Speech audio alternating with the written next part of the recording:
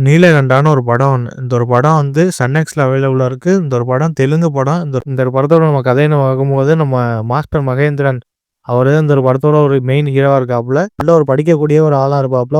ஊருக்கே ஒரு கட்டத்துல பொறாம போற அளவுக்கு அது நல்லா படிச்சுக்கிட்டு இருக்காப்புல. எதிர்பாராத விதமா ஒரு மேல வந்து ஒரு ஒரு பொய்ப்பழி வந்து ஒரு பக்கத்துல சுமத்திருவாங்க.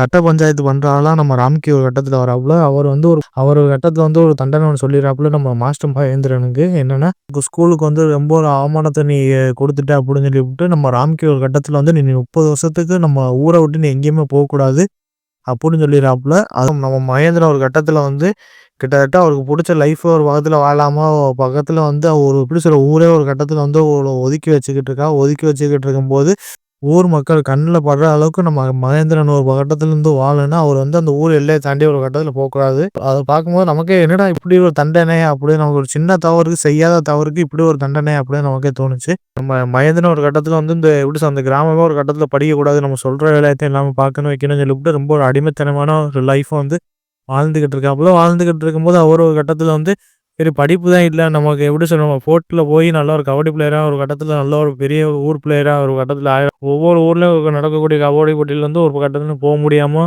அந்த ஊருக்குள்ளே ஒரு பக்கத்துல அடைஞ்சு கிடக்காப்புல.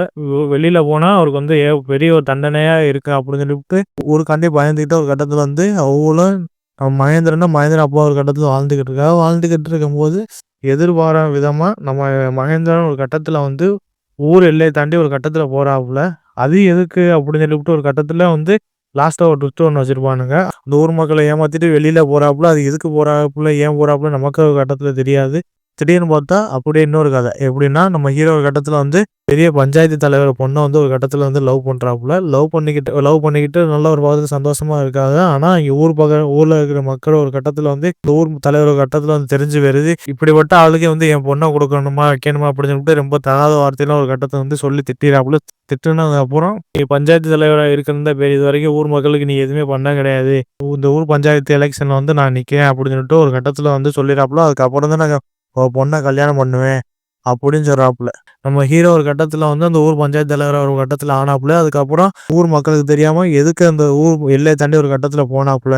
அப்படிதாங்க இந்த ஒரு படத்தோட கதையா இருக்கு. அத பார்க்கும்போது என்னத்த சொல்றது, ஸ்டார்ட்டிங்ல இருந்து எண்ட் வர நல்ல ஒரு கதையா போச்சேன்னு பார்த்தா, கடைசியில ரொம்ப ஒரு மட்டமான ஒரு கதையா போட்டு முடிச்சு வச்சுட்டானுங்க. அத பார்க்கும்போது நம்ம மாஸ்டர் மகேந்திரன் தமிழ்ல ஏகப்பட்ட படம் லேபிள்ல இருந்து எல்லாம் சூப்பரா நல்லா நடிச்சு வெப் சீரிஸ்ல இருந்து எல்லாம் சூப்பரா குடுத்திருந்தாப்புல. தெலுங்குல போய் எதுக்கு இப்படிலாம் போய் பண்ணாப்புல அப்படின்னு நமக்கே தோணுச்சுங்க. ஏன்னா நல்ல ஒரு வழக்கப்பட்ட கதை இல்லாம ஃபர்ஸ்ட் ஹாஃப் சூப்பரா கொண்டு போனானுங்க. ஆனா செகண்ட் ஹாஃப் எதனால இப்படி ஒரு கதையா போச்சு அப்படின்னு நமக்கே தோணுச்சு. மித்தபடி நம்ம மகேந்திரன் ஆக்டிங்லேருந்து எல்லாம் பார்க்குறதுக்கு சூப்பரா இருந்துச்சு. இல்ல ஹீரோயினி ஆக்டிங்லாம் எதுவும் பார்க்கறதுக்கு அவ்வளோ சொல்ற அளவுக்கு எதுவுமே இல்ல. ஆனா ராம்கி தான்.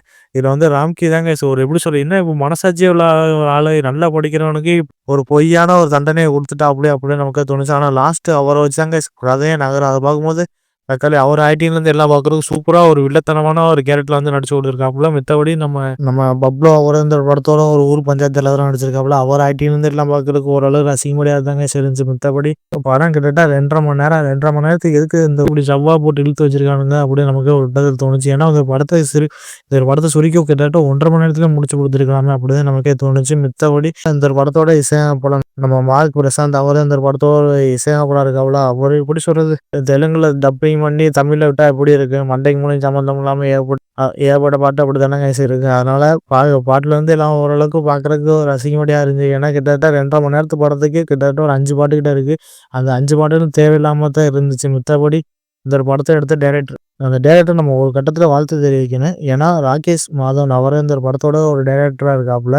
ஏன்னா இப்படி ஸ்டார்டிங்ல நல்ல ஒரு கண்டென்ட்டை தூக்கி போட்டு கடைசியில அவருக்கு என்னதான் ஆச்சு. ஏன்னா எப்படி சொல்ல நல்ல ஒரு இன்ட்ரெஸ்டிங்கான ஒரு கதையை நல்லா கொண்டு போனாப்புலேன்னு பார்த்தா செகண்ட் ஹாஃப் இப்படி ஒரு மட்டமான ஒரு கதையை போட்டு எடுத்து வச்சிருக்காப்புல அப்படிதான் நமக்கே தோணுச்சு. மித்தபடி ஓரளவுக்கு ஒரு ஒன் டைமோட எப்படி சொல்ல ஓரளவுக்கு ஒன் டைமும் வாட்ச் பண்ணி பார்க்கலாங்க. வேற இந்த ஒரு படத்தை சொல்ற அளவுக்கு எதுவுமே இல்லை.